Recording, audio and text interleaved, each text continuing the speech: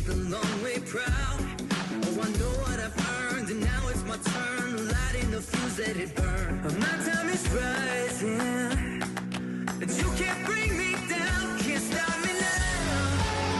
Can't stop me now. And my feet have come too far for you to tie them to the ground. Can't stop me now. Can't stop me now. Set my sights on where I'm going. I ain't turning back around. Can't stop me. Can't stop me now. No, no, no, no, no, you can't stop me now.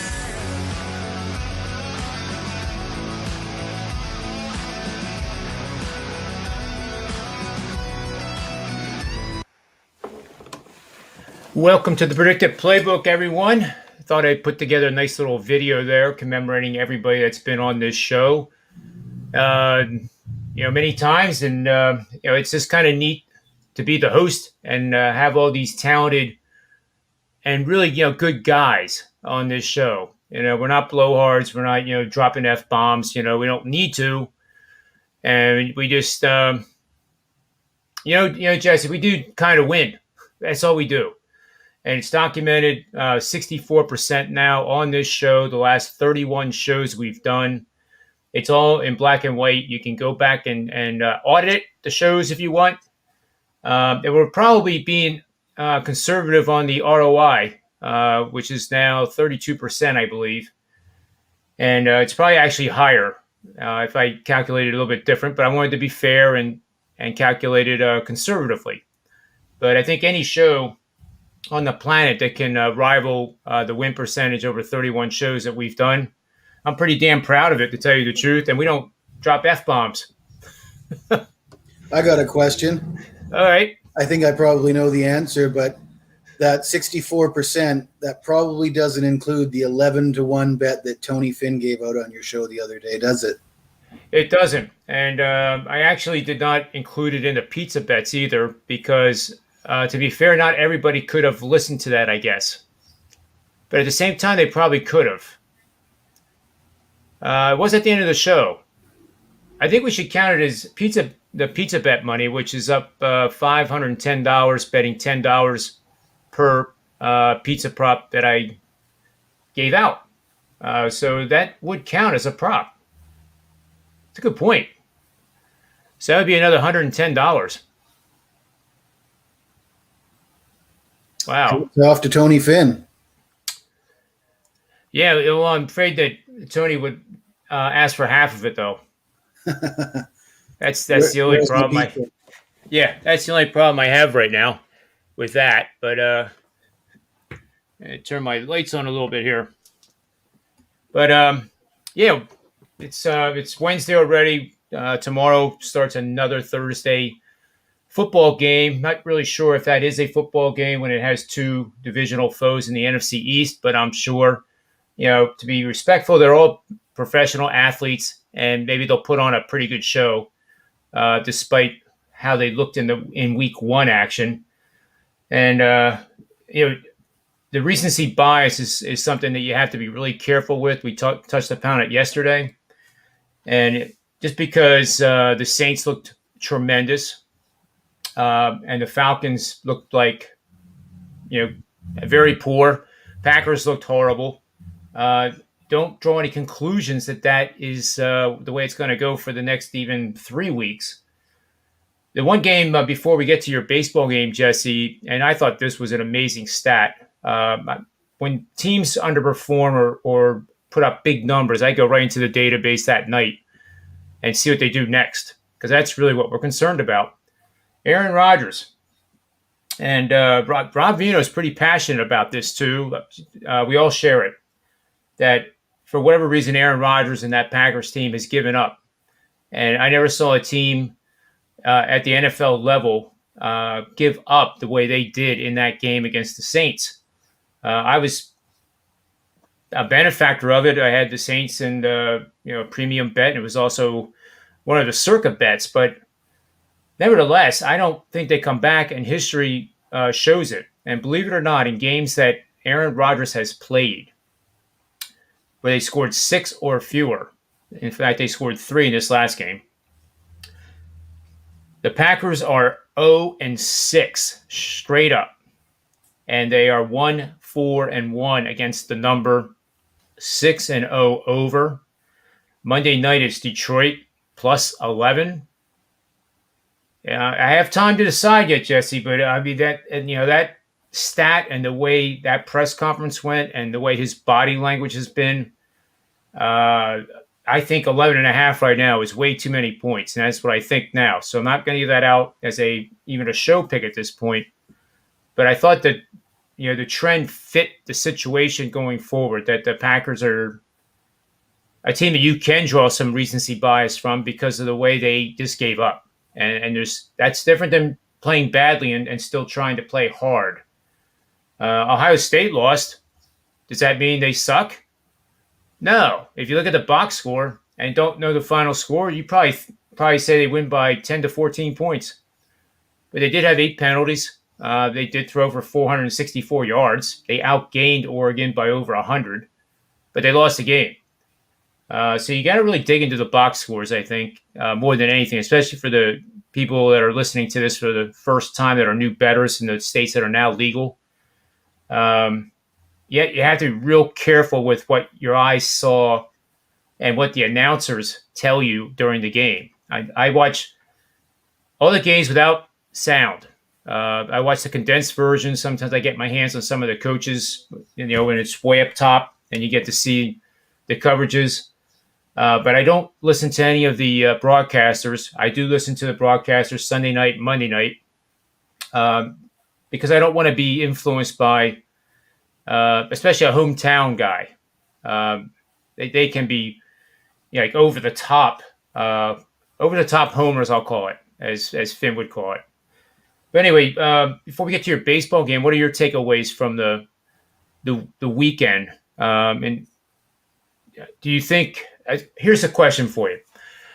I saw several articles this week so far that Iowa was not only a Big Ten contending champion, but also a Final Four participant. And I just about was like, what? They had 2 games and they got away with murder. Not away with murder, they got outplayed by Iowa State. Iowa State beat themselves. But to write an article and then a video, not to name any names or sites, and proclaim that they are a team of destiny, I just like laughing. And maybe I'm wrong. Maybe Iowa is really that good, but I think you better look at the schedule and realize that they play Wisconsin near the end of the season, and they're going to be better than what Penn State did. And speaking of Penn State, they have to play Iowa. Oh, not Iowa. They have to play. Yeah, they play Iowa at Iowa. So at least Iowa gets to host them. But what are your takeaways with some of the stuff that you learned over the weekend?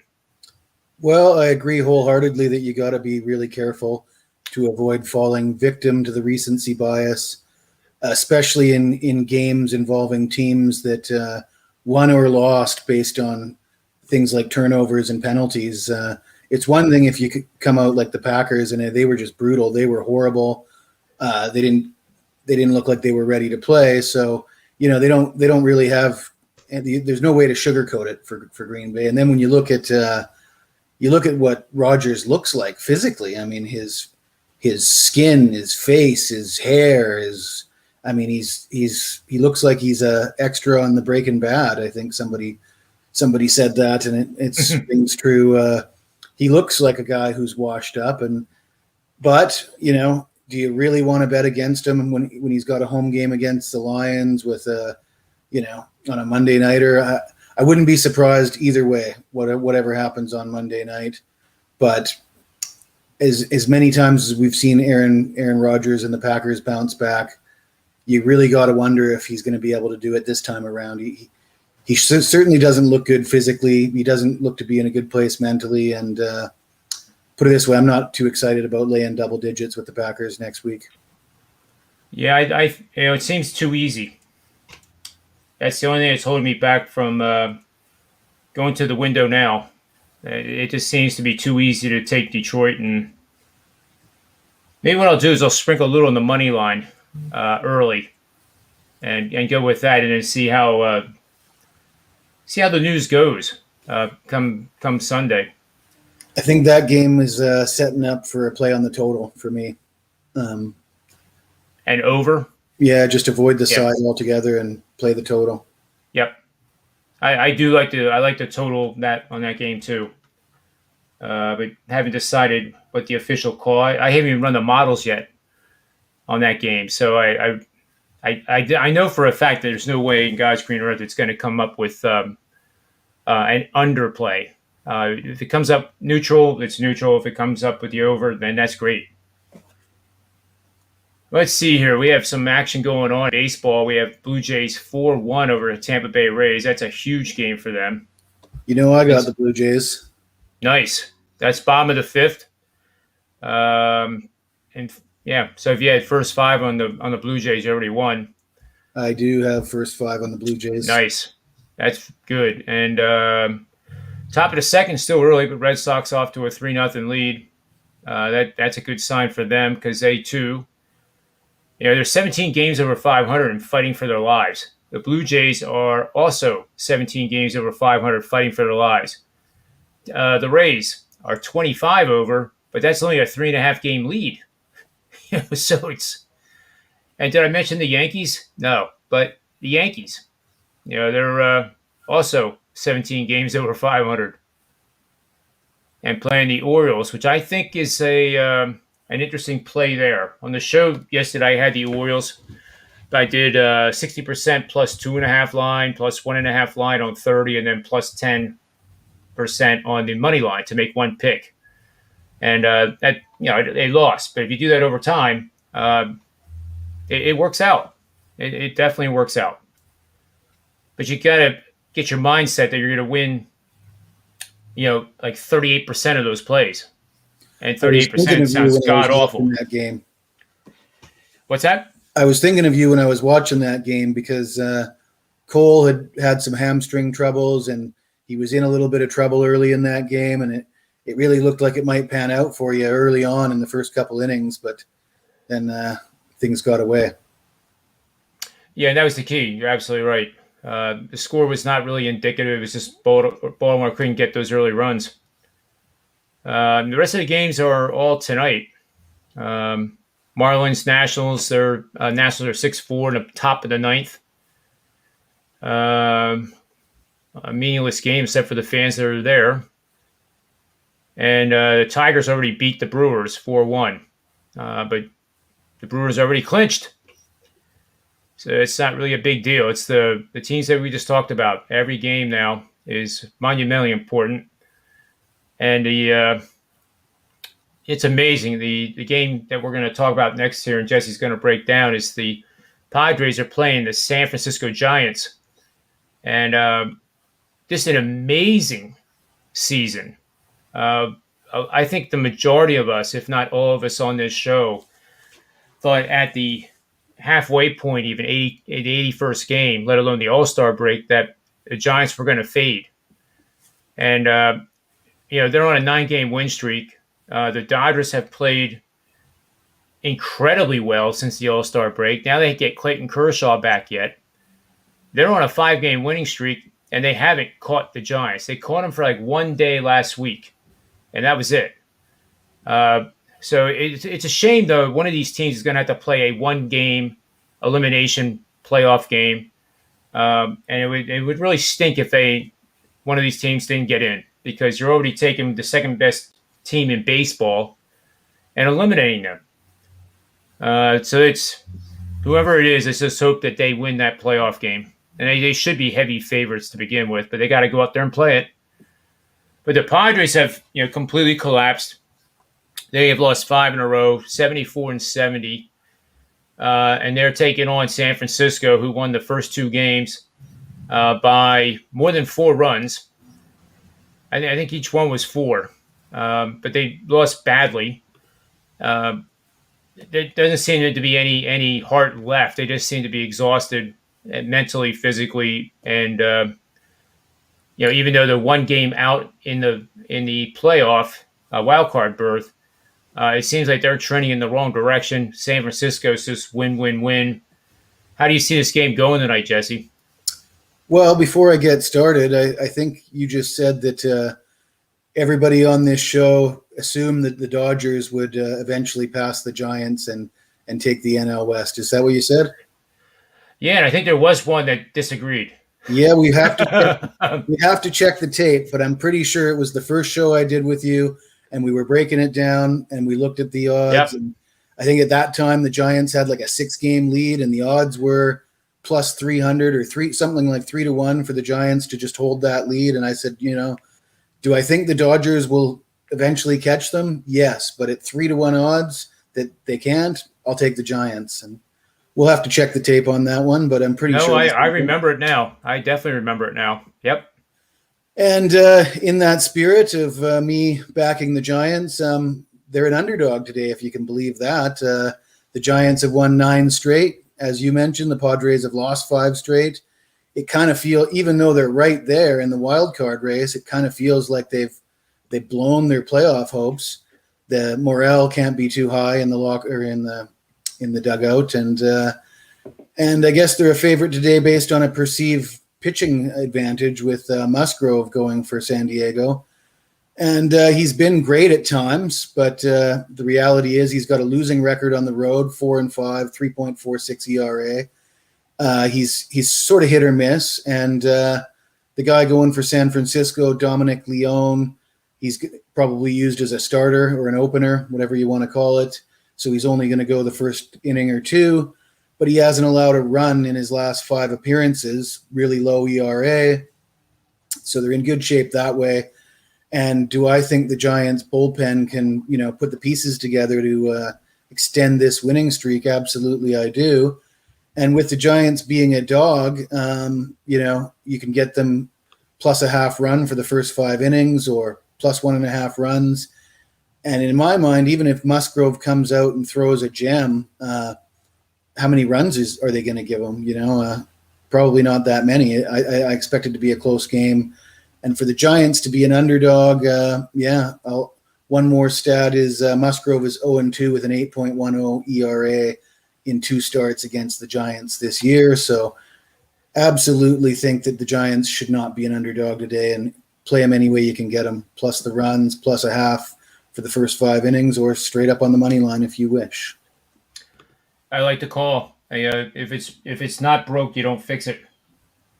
And San Fran is not broke. We thought there when Gausman went out that might have been one of the first of many to come along that was going to affect that team, just because of their age. You go back to April, and for this entire season, their starting 5 are all over the age of 30, and they have endured. I mean, it is truly remarkable what that team has accomplished. Absolutely amazing. So I have little college football here, and Coastal Carolina is that good feel story, right? They have that great, the Chanticleers, which is a really nasty rooster. And the Washington football team ought to consider at least using that if a Coastal Carolina could come up with a contract for the owner, Mr. Snyder, to pay them appropriately for the use of that name. But the Redskins the Washington football team have to change that name. And I still maintain that the Iron Condors is by far the best choice anyone could ever make for that team. And I mean, they're not that far away from Wall Street, and that is an option strategy called the Iron Condor. And it's it's a pretty complex one, but football's complex too. So I think that's what they ought to do, Jesse. I don't know, but the football team just doesn't work. I mean, it just doesn't work. What's your favorite team? Oh, the football team. What, the one playing today? But which one? I mean, it lacks creativity. And they're not any good anyway. But they might be better with a better mascot. So here we have a system with Coastal Carolina. They for the first time in their program history, were preseason ranked top 25 in both polls. And they've also had 14 consecutive weeks being ranked. They are going to play a Buffalo Bulls team whose coach last year is now the coach of Kansas. And ironically, Coastal Carolina played Kansas and beat them last week. So I thought that was a little twist of fate there just by itself. But this game starts at noon. Coastal Carolina opened as a 10.5-point favorite. It has been steaming at 13.5. In fact, we'll take a look at what it is now here on the WagerTalk live odds page, which is WagerTalk. If I could spell, wagertalk.com/odds. And we have college football noon. They are now 14-point favorites. Total 58.5 is now trading at 57.5 at some places. Westgate, Circa, Heritage, and Penny are all at 57.5. So that's the market. The rest of them at 58 are a little bit slow, and that would be DraftKings and Caesars. But anyway, the play here on the screen is to take the under. So we're going to bet under 57.5 with any team in weeks 1 through 4 averaged better than 5.5 rushing yards last season, has their quarterback returning from last season, which is normally a good thing, and it is in this case. 96-42 with 3 pushes, 70% winning bets last 5 seasons. Very consistent, 42-19 for 69% the last 3 seasons, and already this year, 11-3, 79% on the season, and we're only in week 3.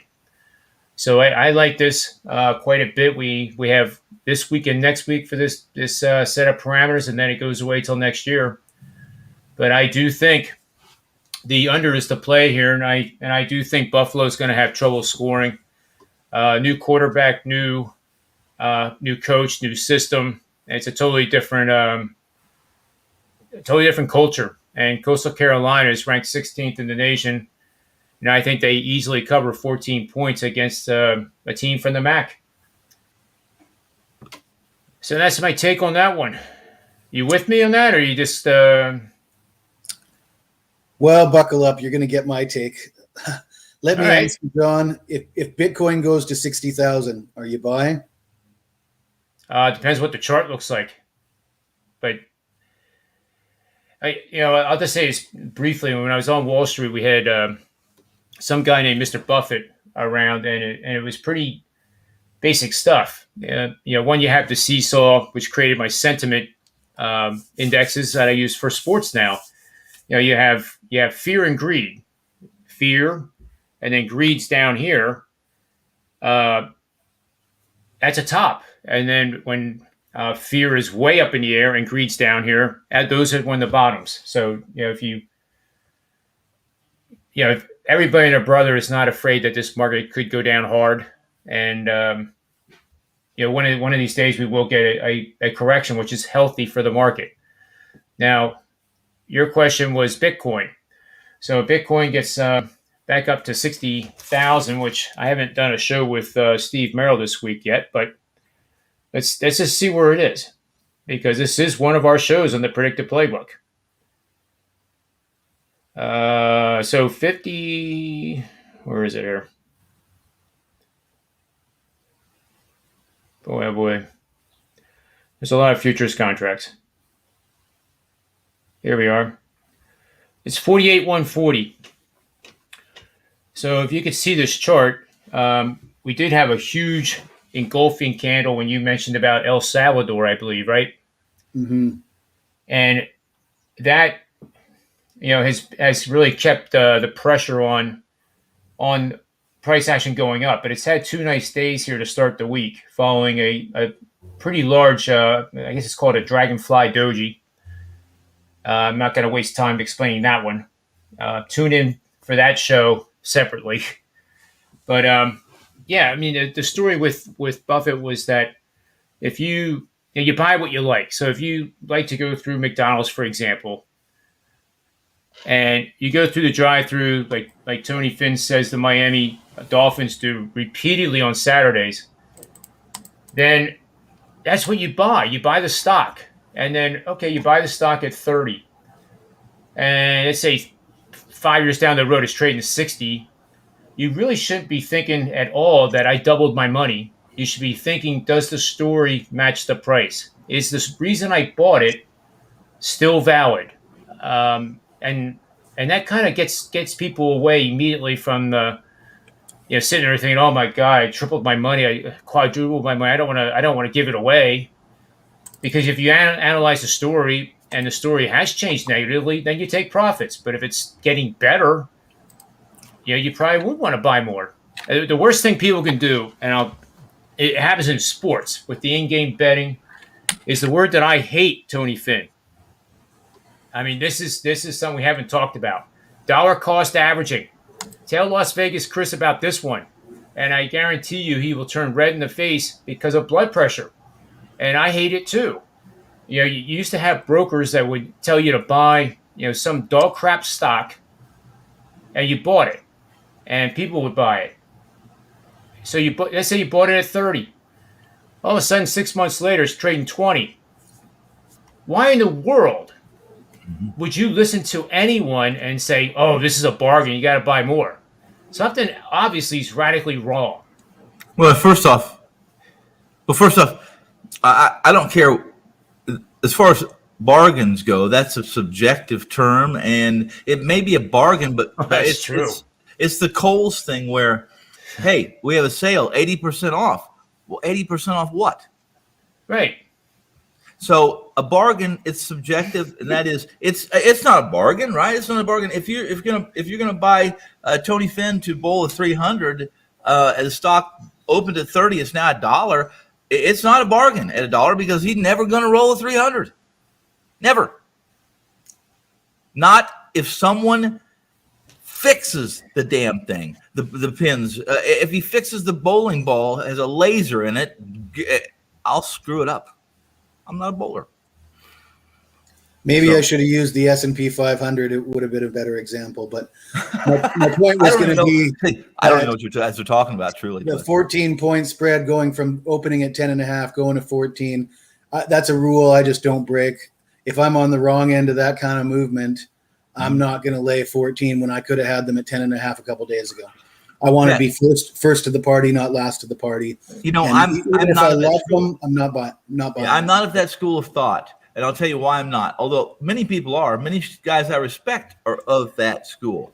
Why I'm not is this: if I think a team's going to win by 30, and I can give you solid, convincing, or at least evidence that would support it to some degree. There's only one difference. The only difference in laying 11.5 to 14 is that there is no difference. If I believe they're going to win by 30, then until that line gets to minus 30, I'm in. Again, what's the movement? I guess my question would be: is it sharp movement? Is it public steam? Was it steam? It's Coastal Carolina. And I'll tell you what it is. Oh, is it? Well, no, I don't. I didn't know what game you're talking about, but I'm using this as an example. There's many times a line will go from 1 to 2, and all of a sudden it's at 2.5, and the public believes it to be sharp money or something, and all of a sudden it dominoes and it steams and it goes to 3. And for the books to come off a 3, understand, for the books to come off a 3, they don't want to.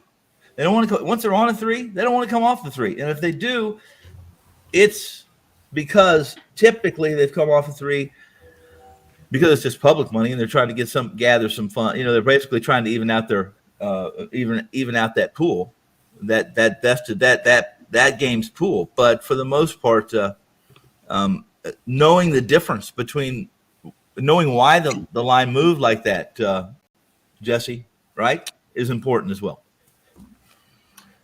Yeah, it's a little bit different than my example with the markets because you have unlimited movement in stock prices. You have zero, but if a company's doing well, like Apple, Microsoft, and the like, they'll continue to climb.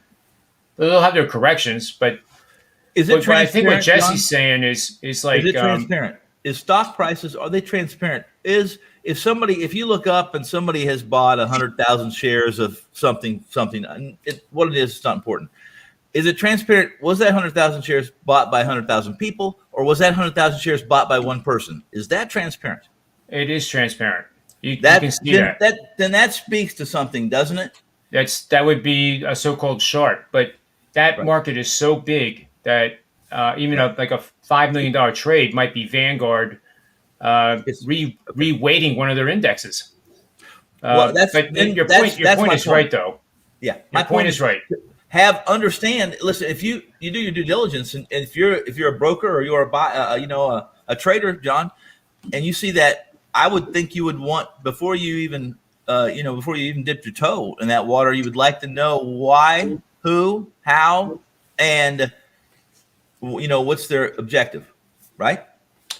Yep, and that is a great point, because that was one of the hardest things for traders to do, like in the crude oil pit.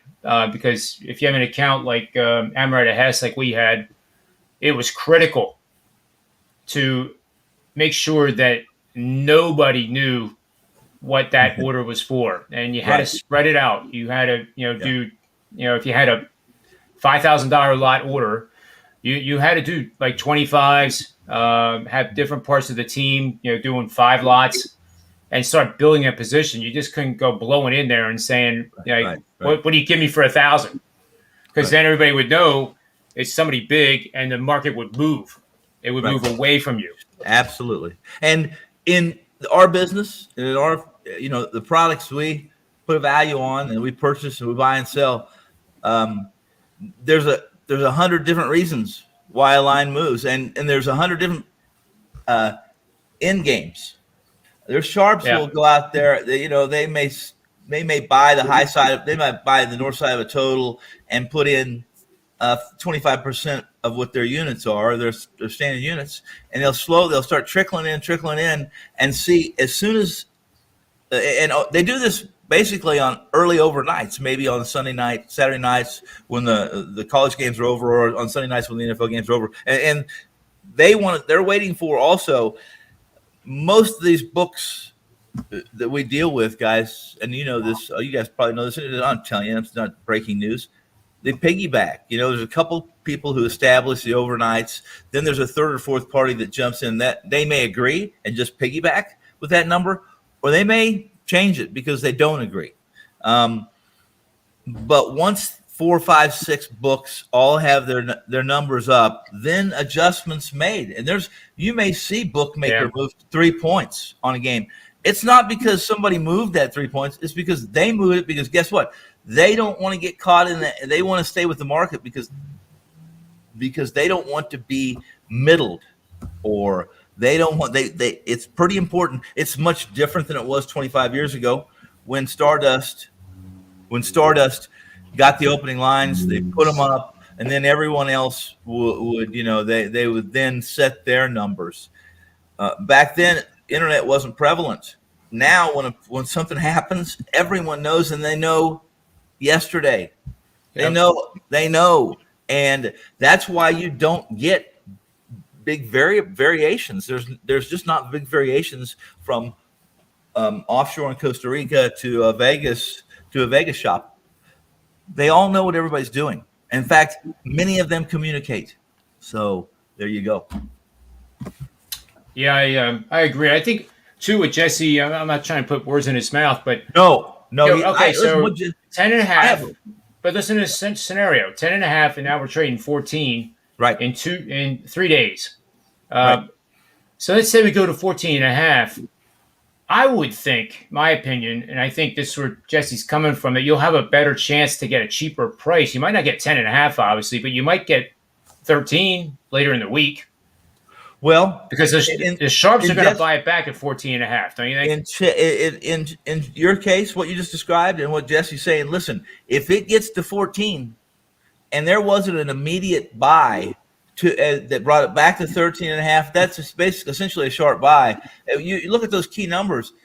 I wrote a couple of articles, and our week ones are really good examples because they'll open up those lines. You've already got the look ahead lines. There's a lot of volatility, and there's a lot of dynamics involved in that week one.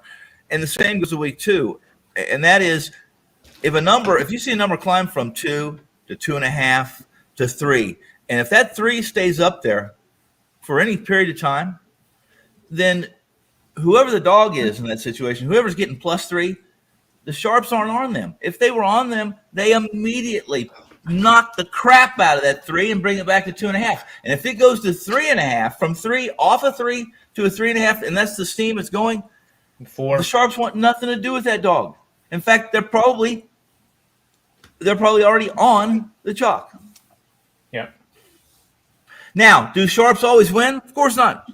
They don't win. Or we wouldn't have books. We wouldn't have sports books. We wouldn't have sports games because nobody would take a wager.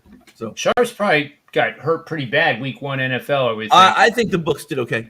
I think they did. There was a few games. I think the Monday night game. I think that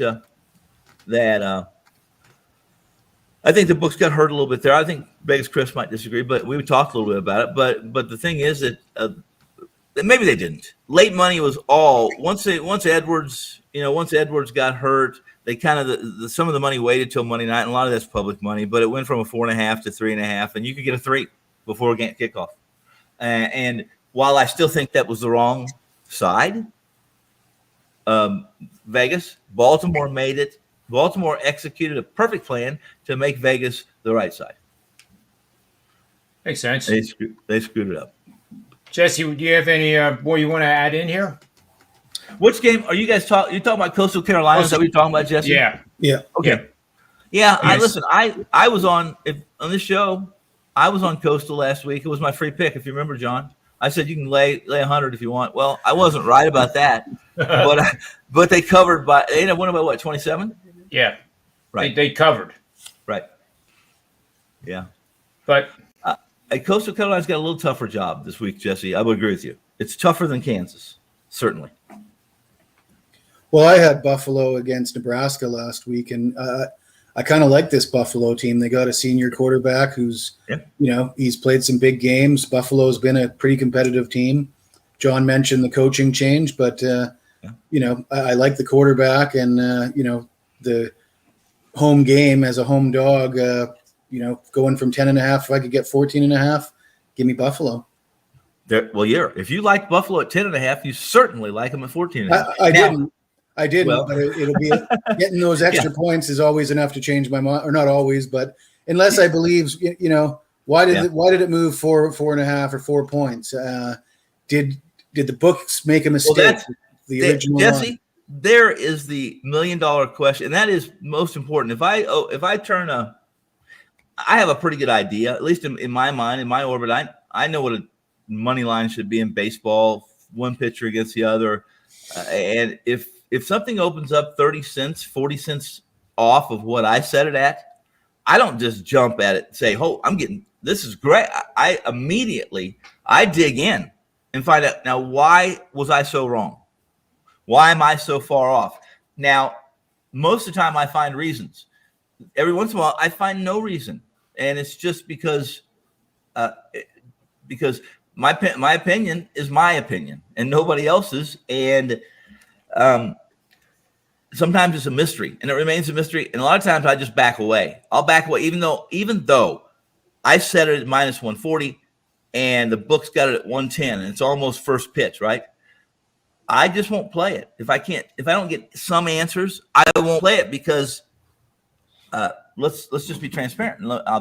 I can't get all the right answers. I'm not God. So there's times when I don't know things that other people know. And a lot of times these books, Jesse, they know things and they know things and they're not complete idiots. They're not, most of the times they're pretty transparent about their numbers because they're the same as everybody else. They're the same numbers everyone else. They don't care. They're going to tell you their opinion and why they did something. Did they just adjust? Was it a teaser adjustment? 4 hours before game time, where a team's 7.5, and they just don't want to get too much action on that teaser, taking that 7.5 down to a 1.5, or if a 7-point teaser, basically a -half. They don't want it. So it's always a surprise to me that if there's a 7.5 or a 7.5 or an 8 on Sunday afternoons for a 3:00 game, why haven't they made that adjustment already and moved that 2 or 2.5 points to when Joe Public does make that teaser play, it goes, instead of going to -2.5 or a -1.5, it goes to, if it's a 6-point teaser, it's -3.5. And which, if they're already so lopsided on teasers, it slows down the paper coming across the counter. So, yep. I'm inclined to think it's public money coming in on Coastal Carolina. It could be. I haven't investigated it because I didn't want anything to do with that game this week. There's sometimes, regardless of what happens or what someone tells me, there's certain reasons, and we won't. It's a day-long conversation of why, but there's just certain reasons I have where people always ask me, "Do you have your opinion on this game?" Well, I didn't look at it. Why didn't you look at it? Because I want nothing to do with it. There's reasons, and there's no reason to talk about it, because either you're probably going to say, well, what kind of reason is that? Or they're going to say you're loco.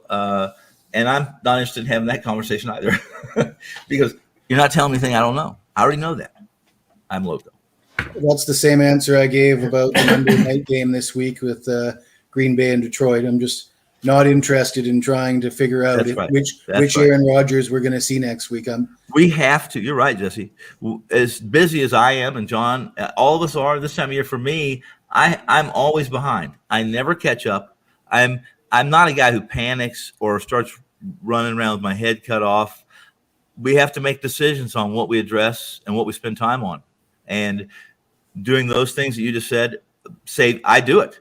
And it saves me an hour, 2 hours, 5 hours when I didn't even want to get involved in the first place. And I have reasons for that. So why did I just waste it? I can't get that time back. It's gone. You're right. Absolutely right. See my tweets today on Penn State, Tony? No, I don't. Listen, I do Twitter. I do Twitter, and I read them periodically. But that's another thing. I apologize to all those who follow me on Twitter and read me, and I appreciate it. And everybody knows me. I don't read them. I barely read mine. It was highlighting the fact that it's going to be a whiteout. And the whiteout, yeah. Herb Street, who's been there several times, made a pretty accurate statement that echoed me. So I liked it because it really is it's hard to imagine 111,000 all wearing white at 7:30 at night in the middle of Pennsylvania. Guess what? Even if I was a Penn State fan, I would wear black on whiteout. And why is that? Just because someone told me I'm supposed to wear white. I'm not wearing it. Don't tell me what you're doing. Don't tell me what I should be doing, because as soon as you do that, there's a pretty damn good chance I'm going to do the opposite, because I'm not stable. That's why. But when they put that ankle bracelet on, you listen to that. No, I have all the tools for those. We just take them off.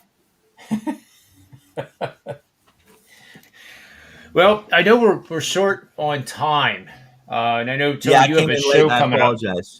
No, never. This is a relaxed show. It's for those that can. Because I have 7 minutes. Do you have something? Yeah. So I was going to go. Enlighten me in my 7 minutes. Tell me how I am going to pick up a unit of profit on Saturday or tonight, for that matter, and I'm listening. Well, how about if we let you go with your best bet for the show first? Because after hitting that big bet, everybody wants to know who Tony Finn has. Well, I have lots of things. It's not a concern, because I'm the richest man in the world. I'm the richest man in the world. I have my health, my family's healthy, There you go. 27 years, my wife has put up with me. My girls are successful. In fact, I'm the loser of the bunch. I'm quite content being that. I'm still the one working 7 days a week, 18 hours a day, while the rest of the world, enjoys peep shows down the strip and margaritas served to them by naked women. I don't have time for that. Although if I had the choice, I would choose the naked women serving me margaritas. And until they get to that point, there's no naked women that want to serve me a margarita unless I'm paying them big money. So my free pick, the play tonight, I like Quantrill. I like Cleveland. I like the fact that I thought this is one of those games I investigated because I thought Quantrill should have been. They should have opened probably as short road favorites in this game. There's Quantrill's helped by the park factor. They go from Cleveland to Target. It helps him, and right now he's in such good form. He's doing the right things. His baseball IQ is really high, and some of that credit goes to his dad, who was a pretty darn good pitcher, who wasn't a pitcher who wowed anybody, who blew, the guy next to you didn't say, did you see Paul throw that? Did you see that thing move a foot? That wasn't Paul Quantrill.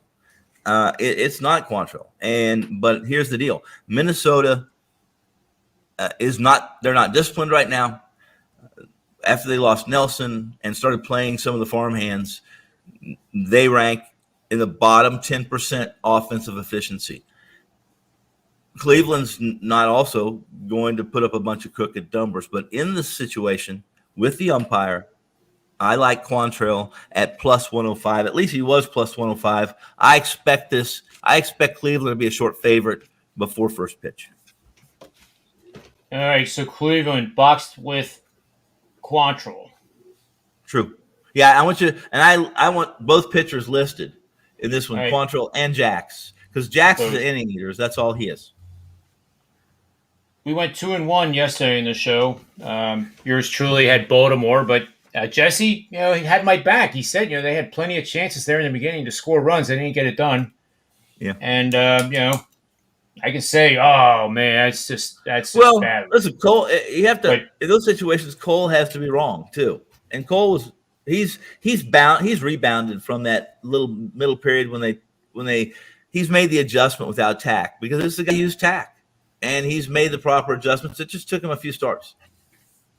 Yeah. To beat So Cole, it's a tall order. Yep. But then, as Jesse pointed out, the hamstring was acting up last night. That's right, Jesse. That's what you said, right? Yeah, and he was he had, I think, the bases loaded in the first or second inning. He had to get out of some trouble, and he did. But I mean, it was, and you were one hit away from being in that game early. Yeah, and to your point, you guys, and what Jesse just said, it's easier. The reason he's minus 300 is because he's even at 70%. His probability of getting out of jams against this Baltimore lineup are just better than it would be against a lineup that's capable or a little more savvy. So,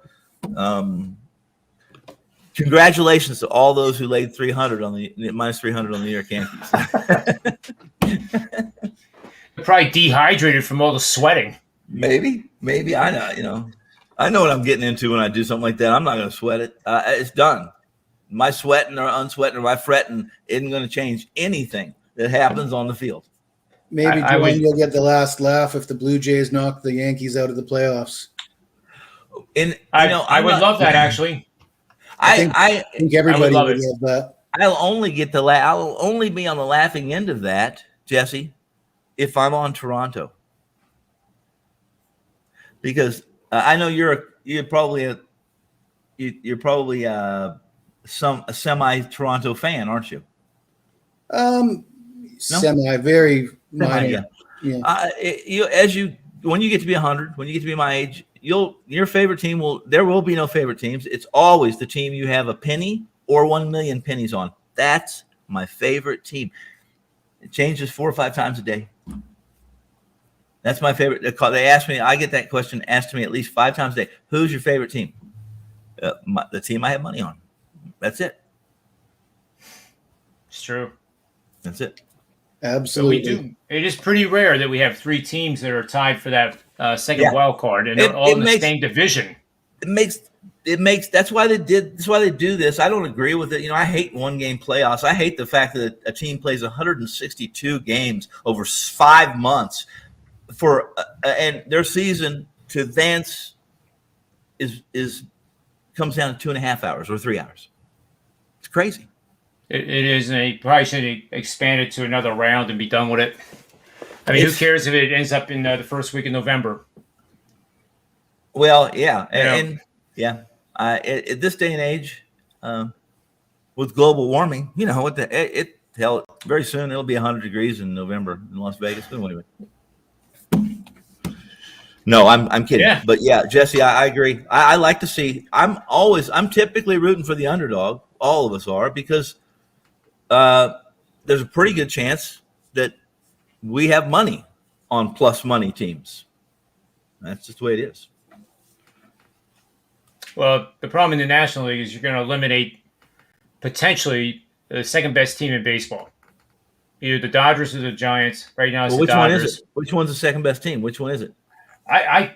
We were talking about that earlier in the show, Jesse and I, with the exception of Jesse, who was the only one that actually bet the Giants to win the division because he was getting 3.5.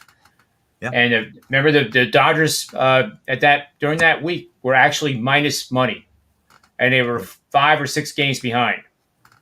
Yeah, and that was a very good bet.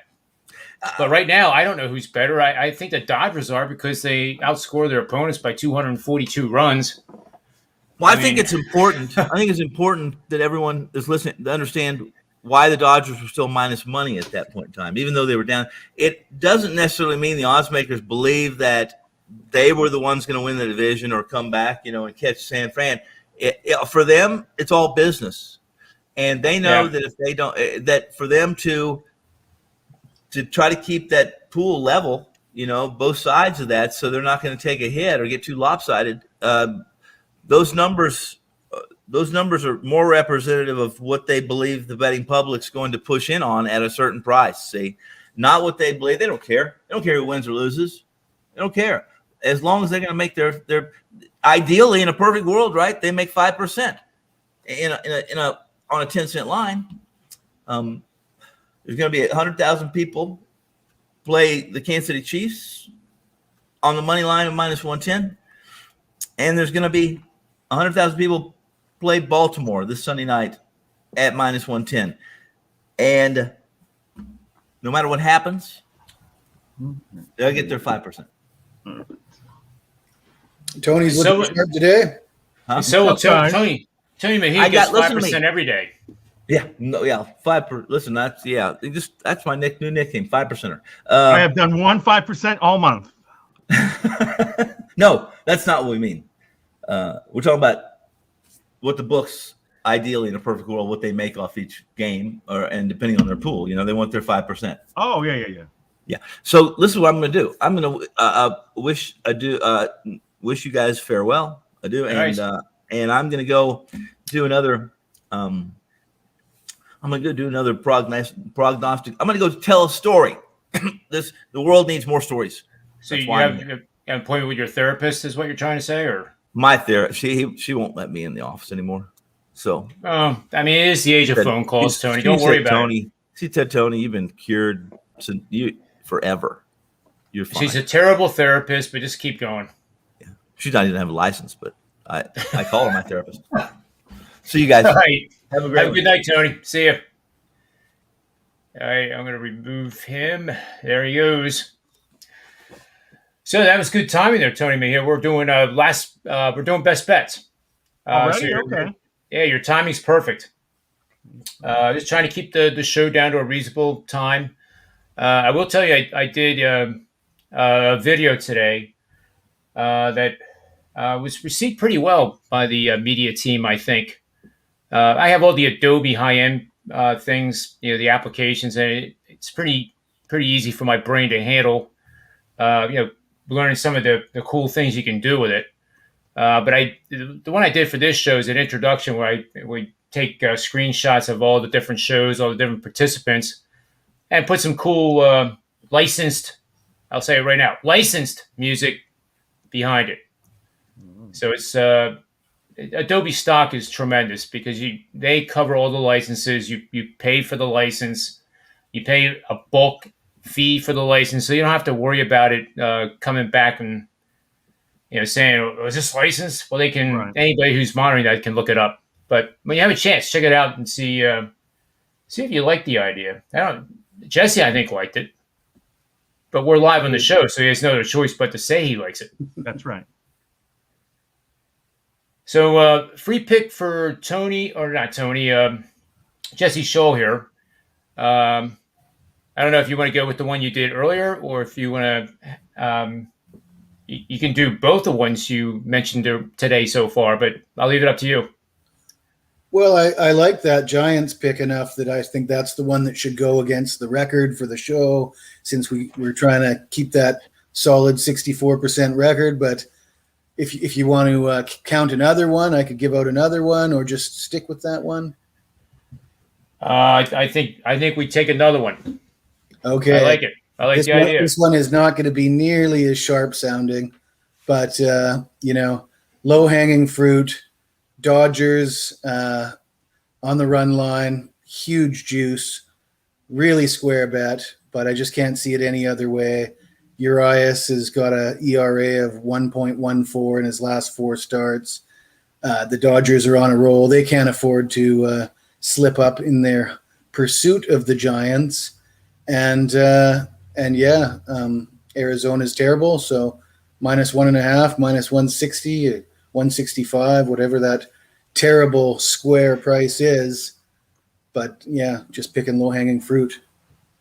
No, it's good that Tony Finn left the show because the Dodgers aren't home, are they? I believe they are. They are home. Yeah, Tony Finn has a religion called never use the -1.5 run line on a home team in Major League Baseball. So, but He's you know been what? right a lot this year on that. I'll give him that, because I have lost a bunch on that with home teams. But I mean, again, it's they covered it last night. So I had my angle of the day yesterday that I did separately on a different show, and then I put it on here. Was the Cubs, and it wasn't to show anybody that I'm not a Philadelphia homer. It was the fact that the Philly team is just like they're not playoff contenders. They had a chance here the last 10 games against weak opponents to really, close in on the Braves, and they didn't. They went 3-7, and Bryce Harper can't do it himself, and the starting pitching is adequate, but you need more than that. And it's almost better if they don't make it, as dumb as that sounds, for the Philly fan base. Because who are you going to play? You're going to play the Dodgers. Or you're going to play the Dodgers in the first or second round. And that's not going to go well. And it's just not going to go well. But I had +1.5. That's for sure, but it would be nice to make the playoffs. Yeah, I mean, the franchise would benefit from it for sure. But in terms of the draft picks don't really matter in baseball. But it just seems like any matchup, they play Milwaukee, it's probably going to be 5 games. They play the Dodgers, it's probably going to be a sweep. Yeah. And, I don't – well, the point is I don't think the Phillies are going to make it. I took the Cubs last night. They actually won the game outright 5-2. I didn't even need a +1.5, but I like playing +1.5 dogs a lot better than I do -1.5 favorites, generally speaking. But I like his play tonight on the Dodgers because, I mean, the Dodgers could put up 8 in any inning against this team. I just had a look at it. The Dodgers' last 8 wins. How many times do you think they covered the -1.5? 7. Yes, correct. Ding, ding, ding, ding, ding. Yeah, I know one thing. Yeah, we also learned that the only thing I'm better at than Tony Finn is I have more 300 bowling games than him. Oh, wow. Yeah, so I learned that. I have a 300 bowling game.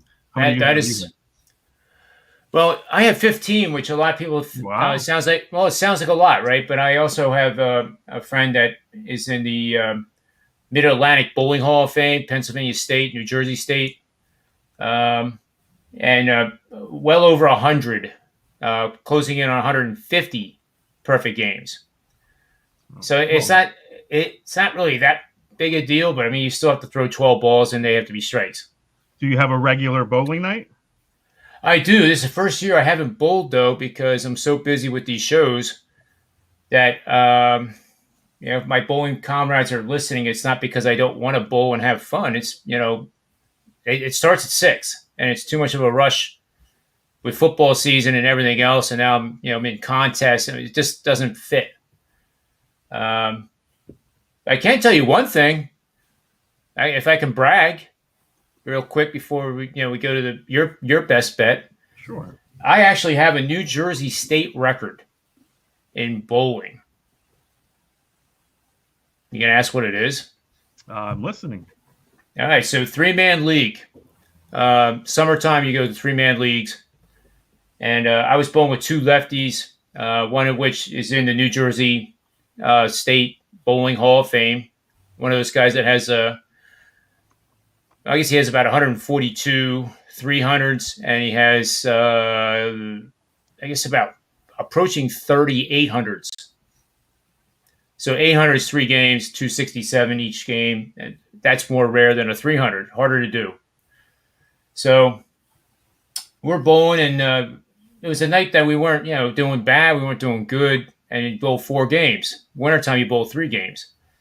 So we're in the last game, and all of a sudden, we made a couple adjustments, and I'm the only righty. So I could read the lane pretty well what to do, and we kind of just got it going. And we had the first 5, all 3 of us. And at that point, then the rest of the league started taking notice, and it was a scratch league, a pretty high end one. Mm-hmm. And I remember saying the 6th frame after I struck, and I was bowling second, I said, it's not going to be me. And it ended up being me. First guy bowled 300. I stoned a 10-pin in the 9th frame and struck out in the 10th for 279. And the anchor bowled 300. So the 2 lefties bowled 300. I had 279. We had 1 spare in that game. That nobody likes at bowling alleys. Oh, in the league, it's different. League is different. But it was funny. The owner was standing behind me while the anchor was throwing his last ball. And as soon as it was a strike, he put his arm around me and said, "Good Morning America would have been at my bowling alley if you didn't screw it up." So I mean, it was all in good spirit, but still, 879. That was something I'll never forget. I will never forget that. And honest to God, when that ball left my hand, it was. I thought it was the best ball I threw all night. And sometimes you're the dog, and sometimes you're the fire hydrant. A little tidbit in my life there. Part of my 5 minutes of fame. Well, you're a man of many talents, John.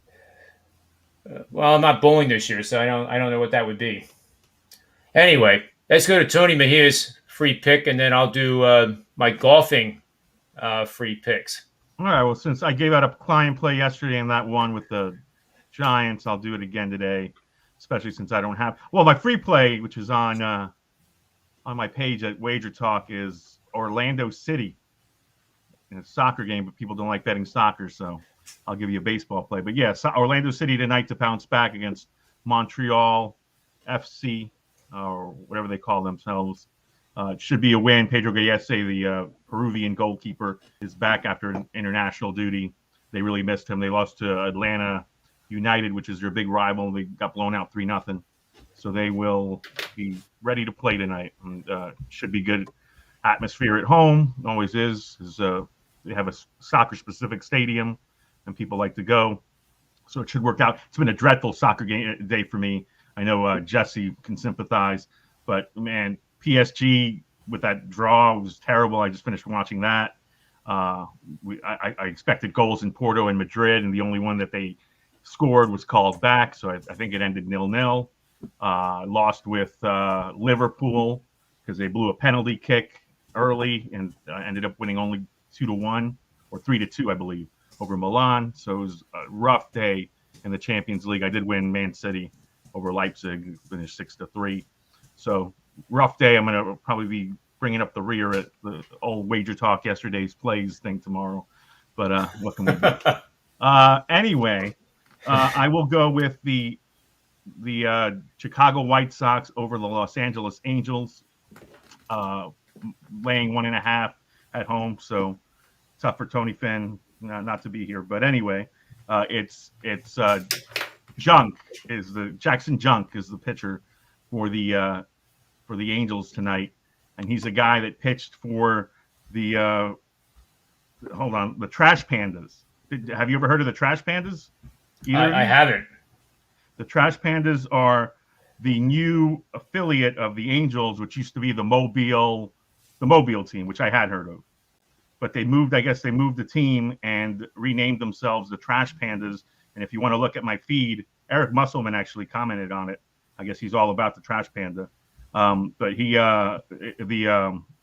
look at their logo. It's on my Twitter feed. So when you get a chance.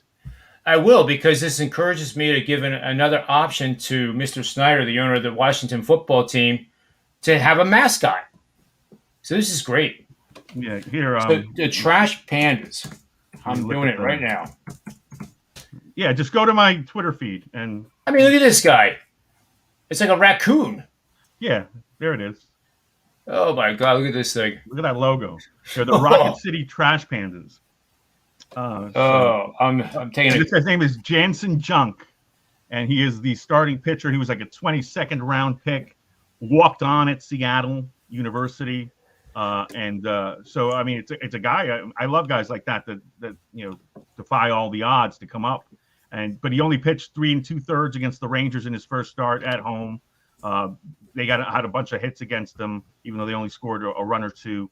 And now you're going on the road to face a White Sox team that can really hit. So, Dallas Keuchel has been brutal of late, so that's a little scary. You might want to ride the over instead. But I'll go ahead and go with the White Sox laying the 1.5. And what the heck? I'll do a double with the over. All right. White Sox Angels over 9.5. You're doing -1.5 and minus over 1.5 and over 9.5. Speaking of trash pandas, have you guys seen that new documentary on Netflix about that hockey team, the Trashers? No, I love Netflix stocks too. Well, you got to check this one out. I don't know if you like hockey or if you follow hockey that. No, but I'll still watch it. But this documentary about a team that's sponsored by a trash company, the owner bought a hockey team for his 19-year-old son, and it was a mafia boss. And the FBI gets involved. I mean, this is absolute comedy of errors. You got to see it. All right, yeah, that sounds good. I love watching, especially stuff like that when I'm writing, because I can write and then listen to it. I don't have to necessarily watch it. So, me too. That's exactly what I do. So there he is, the Trash Panda. That's a trash panda, huh? That's a Trash Panda. Okay, so it's not really a panda. It's a raccoon. Apparently, according to Google, it's not.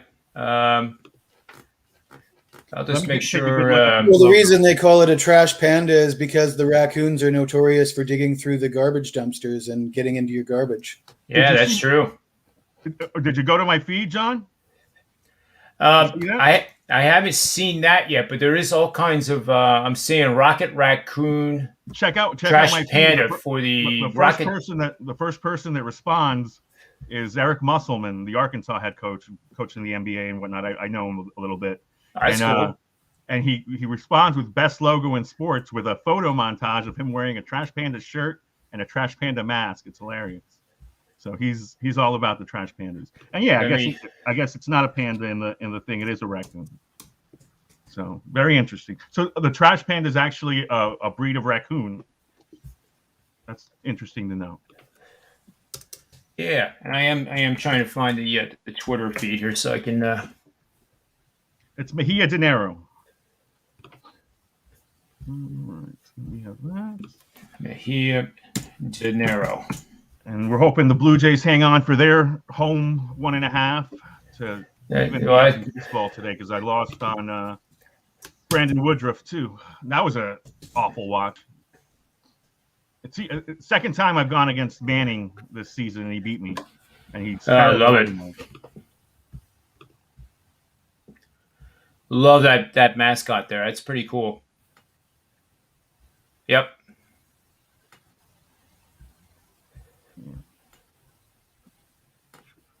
Yep. Alrighty. You also see WagerTalk got 2,000 new subscribers on YouTube last week. That's right below the one you have for the mascot. Yes, that's correct. 60,000 watch time hours. Props to Joe Rainieri and the crew. And yep. It's just a testament to football season. This is when the lights are on. Yeah, and good content.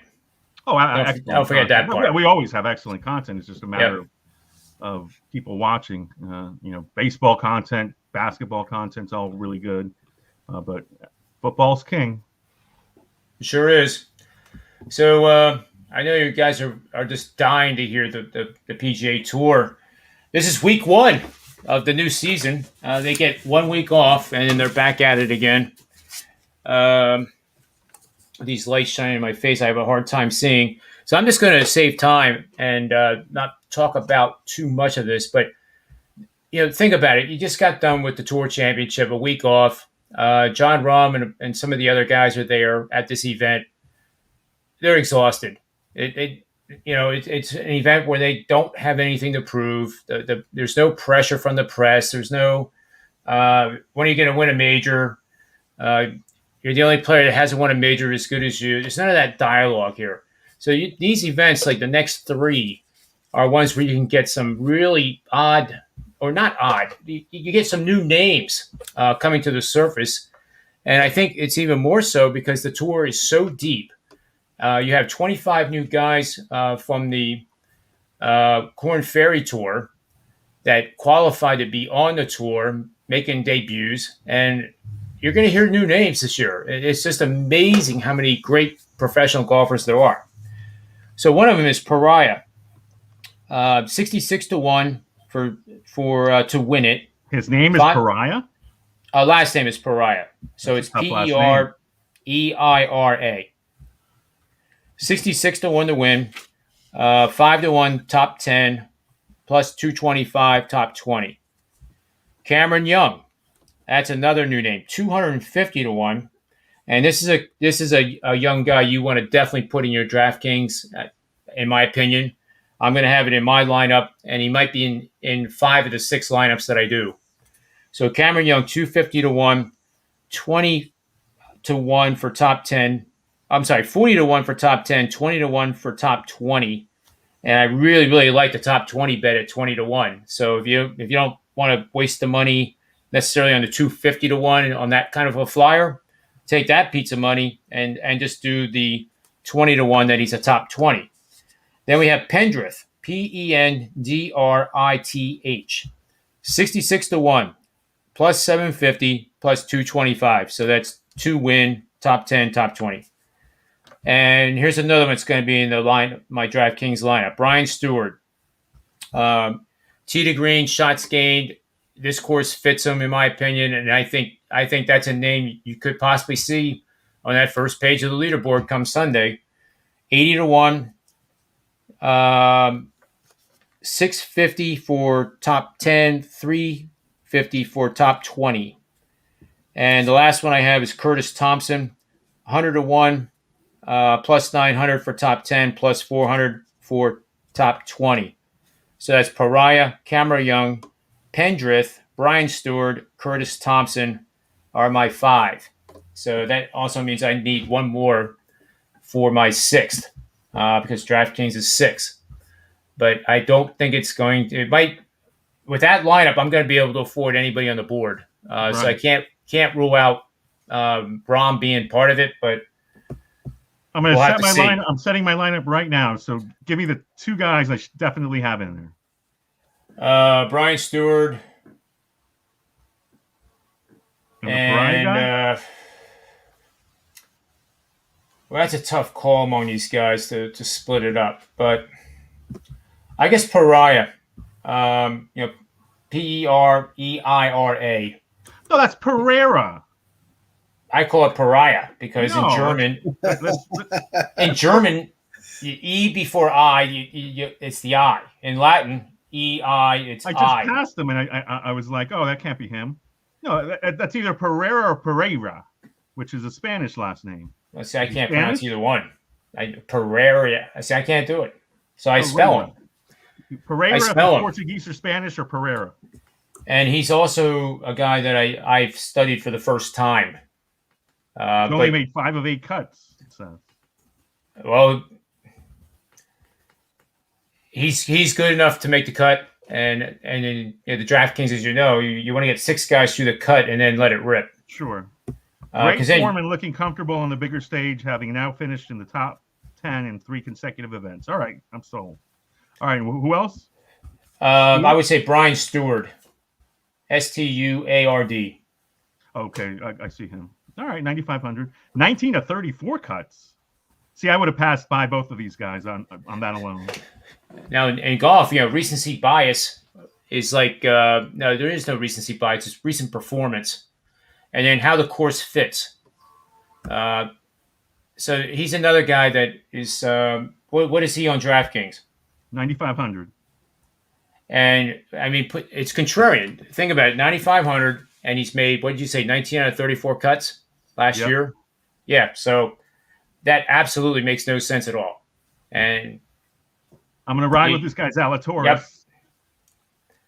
Right. Oh, yeah, he's a horse. I mean, yeah. I mean, how many events did he play last year? He played like all but 2. Yeah, that's just, I mean, think about that. You're playing 4 professional rounds of golf every single week for that many weeks in a row. I've never heard of this guy, Varner the third. Harold Varner? I guess. Yeah, he was making some noise late in the season. He's very good. Pass on Nicholson in this event? Well, given that, that's kind of funny you say that because I was going to mention this, but I chose not to, but now I will. The event is in Napa, California, and it's at the Silverado Resort and Spa. So the fact that it's at the resort and spa, I think Phil's going to be, getting the massages and, a little bit too much wine and just enjoying himself. And he's got nothing to prove to anybody at this point. I mean, he won the PGA last year, oldest player to ever do so. I mean, he has he's got nothing to prove to anybody. All right, gotcha. All right, I'll fill out the rest of this lineup later. Why is Rahm a game time decision? He's hurt? I didn't see whether he was hurt or not. I gotten rid of him early on. It could be. I mean, it could be a simple thing as fatigue. Yeah, he's the highest paid guy. Yeah, the most and expensive. yeah, and he's definitely the number 1 golfer in the world right now. So, it's amazing what Cantley did, to win the whole thing and hold him off and hold DeChambeau off in the second to last event, which that overtime period, as I call it, overtime, the extra holes. Those 6 holes were the best 6 holes I've ever seen in my life on a TV or live. It was amazing. Two entirely different ways of playing golf. DeChambeau was at least 50 yards ahead of him off the tee, but Cantley's one of the best putters in the world. He's probably a top 5 putter every single week, and he really had it going. Like anything like 15 feet and in, you could tell by his body language it was going in, and they were going in dead center. It was just truly remarkable. Anyway, so I'm honored that you're taking some of my names. So hopefully... I like to play. I won last night. I had the late night thing with the Dodgers and Giants and the other 2 teams that played late, the Mariners and Red Sox, and I ended up cashing pretty significantly. So got some money to play with in this thing. I wish I knew if Nick Borman of WagerTalk did a golf show for this week. I wouldn't be surprised if he didn't, because this is a week one, and you will bottom fish in these next 3 weeks. You definitely will, because that's where the tremendous value is. It'd be interesting to see if he did a show, because everybody that's listening to this right now ought to go to that show and listen to that as well. Who's this guy, Kazire? Is that how you say it? Yeah. He was good. He was coming up the ranks a couple years ago, maybe I'll say 2 before COVID. He's a golfer that if you catch him on the right week, he can get hot. He's topped 80 or more fantasy points in 5 of the last 6. Yeah, that's the run. So now it becomes like, is it going to be 6 or 7? Like, Right. It's usually like a run like that with some of these guys, and then it's miscut out of nowhere, and that goes for the top 10 in the world too. They can do the same thing. All right, I'll go with that. But Kazar's a good name to put in your lineup if you like him. Yeah, I put him in there, and then I have now 8,600 to play with between Swafford, Bramlett, List, Herbert, Willett, Sig, or Afib Barnrat. Yeah, Barnrat. Every time I played him in my life, it didn't pan out too well. No offense to him. It's just I made a bad decision to play him on the week where he probably knew he wasn't going to play so well. But let me look at my board here. Howard Varner the third is coming up on a run. He's top 90 in the last 3. Yeah, never heard of him either. Swafford. Yeah, he's solid. He's been around for a while. Harrison Swafford. I don't have him on my list. We'll go with that. Harold Varner the third, though, is on the list of golfers in my pool. Yeah. All right, maybe I'll go with him. Yeah. So you know what I'm going to do? I'm going to take a screenshot of this too, because I didn't have time to do this earlier since we're still here, and then we'll skedaddle out of here. But this is the pool of golfers. There's 15 of them that you can probably get a caching lineup out of, or 2 or 3, and who knows, maybe more. I just have to pull up the app here to get it into StreamYard. All right. That means Kazire's got to go. So that means we got to go deep into the mix.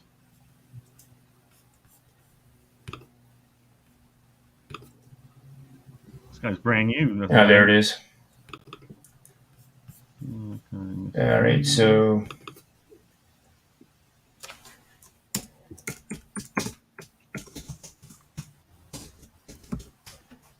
and I'm going to pull it in here quick, and then you'll have it.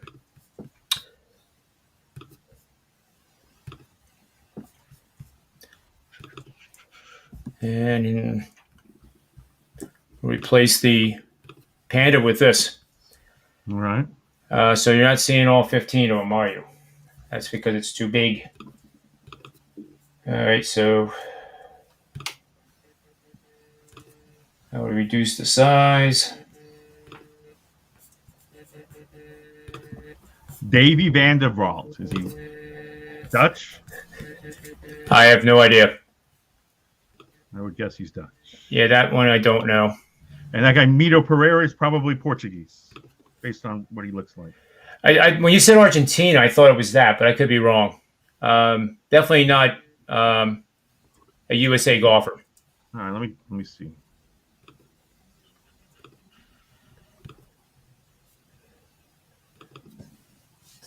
Let's see if this fits here. Well, maybe if I get rid of James's. He's from Chile, so his name is definitely Mito Pereira, and he is. That would be right next door. Yeah, right next door to Argentina. That's right. All right. Well, I'm going with him: Zalatoris, Varner, Munoz, Hodges, and Stewart. Those are my 6. That sounds good. And for some reason, I can't get this off the thing. Here we go. Now I think that's all 15. And that's in order of how I like them. So there is. Did you say Dolly Vandervelt? I did not. I saw him, but I didn't see him on this list. He's gonna be down there. He's probably under 7,000. Oh, really? Yep. Let's see, maybe if he's under 7,000, I'll replace Hodges with him. And it's WALT. He should be under 7. But notice that John Rahm does come up. So if he plays, definitely can't afford him. But I think I'd almost like Webb Simpson better because he's a golfer that when he gets hot, there's really nobody that gets hotter. And we're playing in California where he has a history of playing well. Yeah, so any of those names there. He is 7,800. That's more than I remember. But if it's 7,800 and you can afford it, I would take that over. That would be a toss-up between Harrison Swafford and him at this venue. What about Munoz? He seems to be consistent. Oh, he is. But he's a guy that played a lot of golf down the stretch here. And those are the guys I'm trying to avoid. All right, I'm going to let you talk me out of him. So I will go with Vandervalt. And instead of Munoz, that means that I've got $10,500 to spend on Charlie Hoffman, which is your third guy. All right, there it is. Yep. Pereira, Stewart, Zalatoris, Hoffman, Vandervalt, and Varner. Yep. Those are my 6. I like that lineup a lot. If I win, I'll give you a $777 for my entry fee. That's very generous. I mean, I can't imagine anybody else doing that. Anyway, I'm going to leave it like this so it ends this way. But when you get a chance, watch this on YouTube or the Twitter feed and watch the beginning of it. Let me know what you think of the intro. Because I'm trying to, Yeah, slack it to me. I'll look at it later. Yeah. Okay. Jesse, any final thoughts? No, I just woke up from a nap while you were talking about golf. The nap with the eyes open. I do it too. Mm-hmm. Hey, we're going to win them over in 2022. We got Rob Veno looking at golf now. So if we can do that, it's only a matter of time, Jesse. You might as well go to Golf Galaxy and start looking at clubs. Jesse, did you watch any of the Champions League stuff today? I didn't. I was too busy with other things, but I'm coming off a bitter defeat in my Premier League play. Big game of the year was over 2.5 in the who was it? The big Arsenal Norwich game, and it was a 1-0 final. So I was on a 6-0 start to the Premier League, so it was a bit disappointing, but I'll regroup this Saturday. Gotcha. Yeah, Man City scored 6 today. I saw that. My son's obviously a big Man City fan, so he was happy about that. Okay, I just saw your tweet, so good. I'll check it out. Crime and Penalties. Yeah, you'll love that, Doc. It's hilarious. All right, very good. Appreciate it.